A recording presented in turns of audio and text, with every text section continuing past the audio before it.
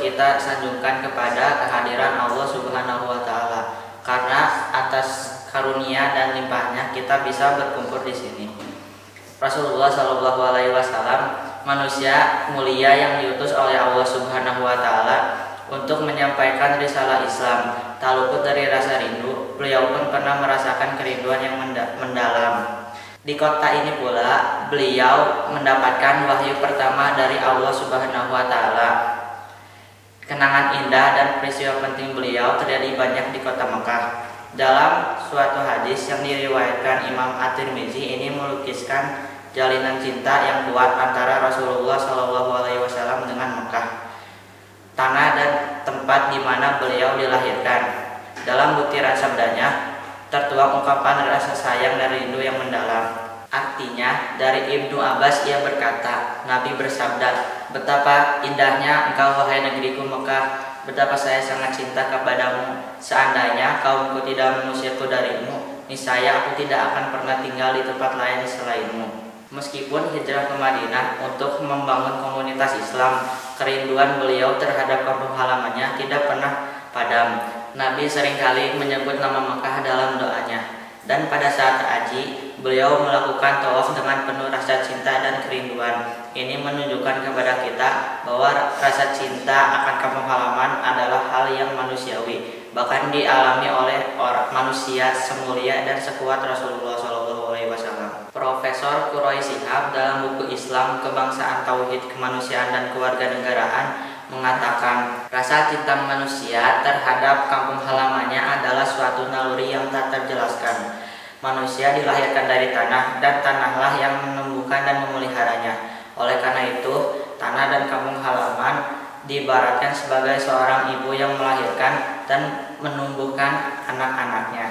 Seperti anak yang pandai bersyukur akan mencintai ibunya, manusia yang mencintai tanah dan kampung halamannya akan selalu bersyukur atas apa yang dimilikinya. Seperti seorang pencinta yang rela berkorban demi sang kekasihnya, manusia yang mencintai tanah dan kampung halamannya akan rela berkorban demi kebaikan tanah airnya, melindunginya dari bahaya, mempersembahkan baktinya untuk kemajuan tanah airnya. Rasa rindu dan cinta akan kampung halaman adalah suatu perasaan yang kompleks dan mendalam. Para penyair telah banyak menggambarkan hakikat cinta ini dalam karya mereka, menggambarkan keindahan tanah air dan rasa cinta yang tak terlukiskan. Cinta tanah air merupakan kekuatan yang menyatukan bangsa, mendorong manusia untuk bekerja sama demi kebaikan bersama.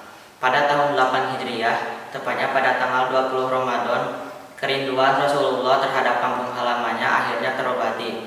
Beliau kembali ke kampung halamannya.